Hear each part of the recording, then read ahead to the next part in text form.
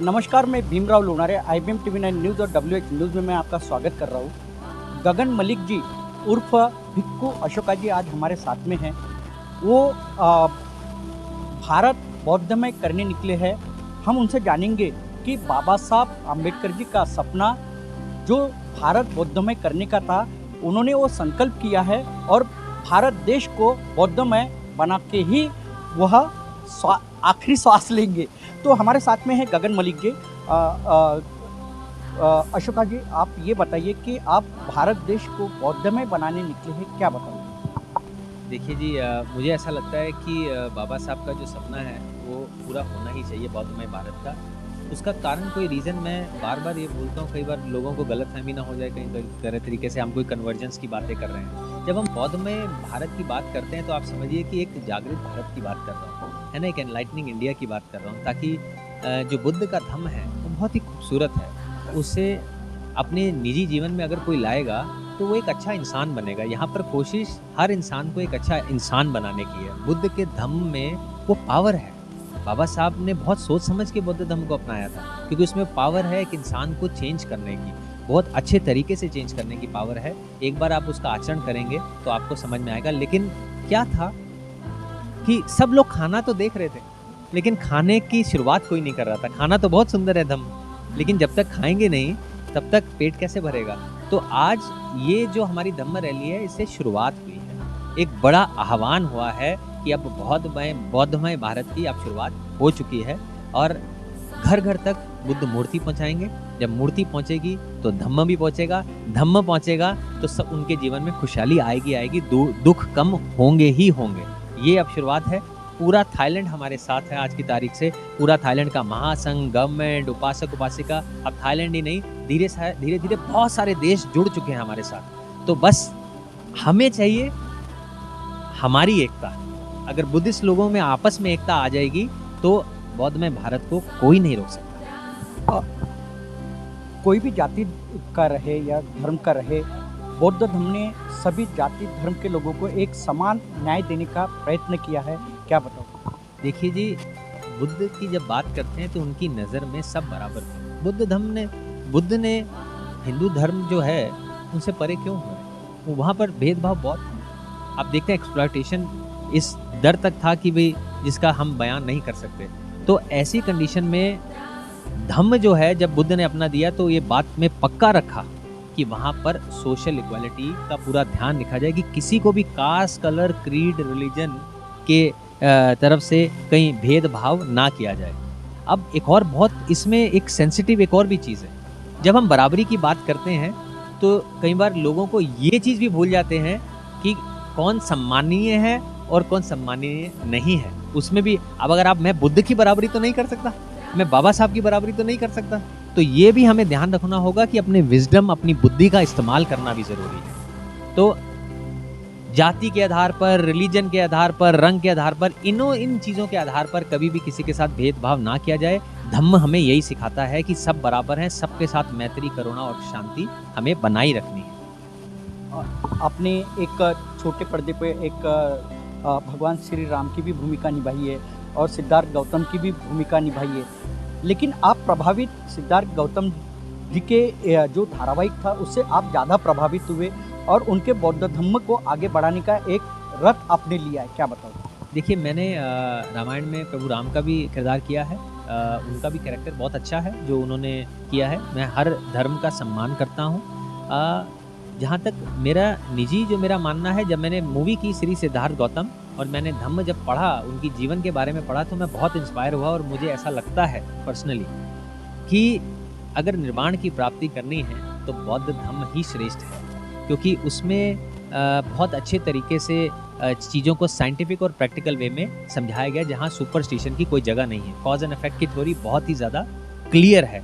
तो मैं इंस्पायर हुआ और मुझे लगता है मैंने उसका जब आचरण करके देखा तो मुझे एक जिसे इनर पीस या इनर हैप्पीनेस का जो कहते हैं ना, एक फीलिंग मेरे अंदर जागृत हुई। तो मैं बहुत खुश हुआ और मुझे लगा कि मुझे बौद्ध धर्म अपनाना चाहिए और जो खुशी मुझे मिली है, जो शांति मुझे मिली है, वो लोगों तक भी मैं कहीं ना कहीं किसी तरीके से पहुंचाऊं। क्या लगता सर, देश में शांति अमन है? मुझे लगता है कि देश में शांति अमन नहीं है। उसका कारण मैं आपको बता देता हूँ। शांति अमन जब हम देश की बात करते हैं तो कैसे आता है? पहले एक इंसान के अंदर शांति और अमन होनी चाहिए, जब देश की बात हम उसके बात करते हैं। आप किसी भी इंडिविजुअल को उठाकर देखिए, क्या आपको लगता है उसके अंदर शांति या अमन है? गुस्सा, जेलसी, हेट्रेड, ईगो, स्वार्थी इच्छाएं, एक इंसान उससे भरा हुआ है। उसका गिलास पूरा भर चुका है। जब एक इंसान जो है इस स्तर तक भरा हुआ है, और जब हम पूरा देश की बात या सोसाइटी की करते हैं तो वो सारे इंसान उसमें आते हैं। जब सभी इंसान इस तरीके से भरे हों तो वो कैसे अमन और शांति वहाँ पर आ सकती है? सबसे पहले हमें अपने आप को क्लीन करना है ना? अपने आप को ट्रांसपेरेंट बनाना है, ताकि अपने आप को जानने की कोशिश करनी है, अपने आप को पीसफुल, करुणामय, शांतिमय, प्यार से भरना है। जिस दिन हम अपने आप को बदलेंगे, उसके बाद हम संसार की बात या देश की बात कर सकते हैं। मुझे लगता है कि पहले इंसान को खुद को बदलने की ज़रूरत है, और वो धम्म से ही बदला जाएगा, वो मेडिटेशन से ही बदला जाएगा, वो क्या कहते हैं विजडम से ही बदला जाएगा, ये माइंडफुलनेस से बदला जाएगा। जो बुद्ध के धम्म में बहुत अच्छी चीज़ें बताई हैं जो आपको बदल सकती हैं। युवाएं हमने देखे हैं कि बुद्धिज्म नहीं पढ़ रहे कुछ, और उनको ज्ञान नहीं है बुद्धिज्म का। क्या संदेश देना चाहोगे? देखिए, इसीलिए मैंने कुछ द्वार खोले हैं। हम इसमें कोई कसूरवार नहीं है, इसमें मैंने बताया कि हम ही कसूरवार हैं। हमारे लोग ही कई बार बुद्धिज़्म का प्रचार प्रसार रोकने की पूरी कोशिश करते हैं। कोई रोकता हो तो मैं ज़्यादा दुखी नहीं होता, लेकिन हमारे लोग ही कुछ ज़्यादा पढ़ लिख जाते हैं, लेकिन कहीं बहुत पढ़े लिखे अनपढ़ भी बैठे हैं यहाँ पर, जो उसके अगेंस्ट बातें करते हैं और बुद्धिज़्म को पनपने में रोकते हैं।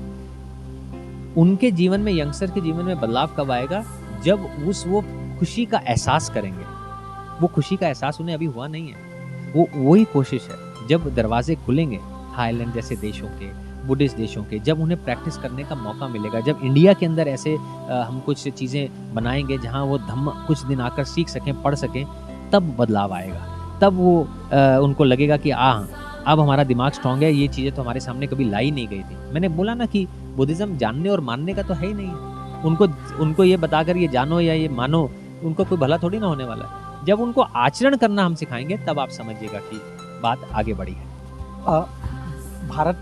पूरा भारत देश आप बौद्ध में करने निकले हो। एक वेबसाइट भी आपने खोली है जिसके माध्यम से बौद्ध धर्म का प्रचार प्रसार हो रहा है। कौन सी वेबसाइट है ये बताइए?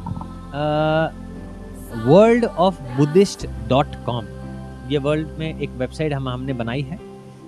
इसमें हमने क्या किया कि एक स्टॉप स्टेशन रखा है, कि एक ही जगह है जहाँ पर बुद्धिज़्म से रिलेटेड कोई भी अगर कार्य करना है आपको, किसी भी तरीके का, कोई पढ़ना चाह रहा है, कोई धम्म को जानना चाह रहा है, कोई थाईलैंड में बुद्धिस्ट जगहों पर घूमना चाह रहा है, कोई 3-5 साल की MA की डिग्री, कोई PhD की डिग्री, कोई बड़ी सारी जो भी डिग्रीज लेना चाह रहा है, तो वो एक स्टॉप ऐसा है जो आपके सारी जो इच्छाएं हैं उसको वो पूरा करने की कोशिश करेगा। तो वो हमने वेबसाइट ओपन कर दी है, ताकि एक जिसे कहते हैं ना, एक दरवाज़ा खुल जाए जो धम्म को अच्छे से सीखना चाहता है उनके लिए। सर, घर घर तक के आप 84,000 तथागत भगवान गौतम बुद्ध की मूर्तियाँ पहुँचा रहे हो और शांति का एक संदेश, पैगाम आप पहुँचा रहे हो। क्या लगता है आपको कि कब तक के ये भारत देश बौद्धमय होगा? मुझे ऐसा लगता है कि इसका समय तो नहीं कहा जा सकता, लेकिन एक शुरुआत होनी ज़रूरी है। कब होगी? महामानव डॉक्टर बाबा साहब अम्बेडकर जी की जो उन्होंने संकल्प किया था, कब पूरा होगा उनका संकल्प? उनका संकल्प पूरा ज़रूर होगा। आप ये समझिए, जब आप कोई दौड़ शुरू करते हैं तो वो दौड़ एक ना एक दिन वो खत्म होती ही है।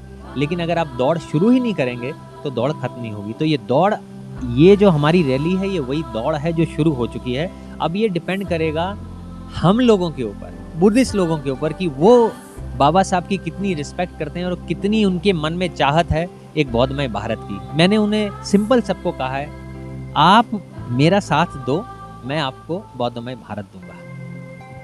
तो ये हमारे साथ में थे गगन मलिक जी उर्फ अशोका जी, जो बौद्धमय भारत बनाने का संकल्प उन्होंने किया है और 84,000 तथागत भगवान गौतम बुद्ध की मूर्तियाँ वो घर घर पहुँचा रहे हैं।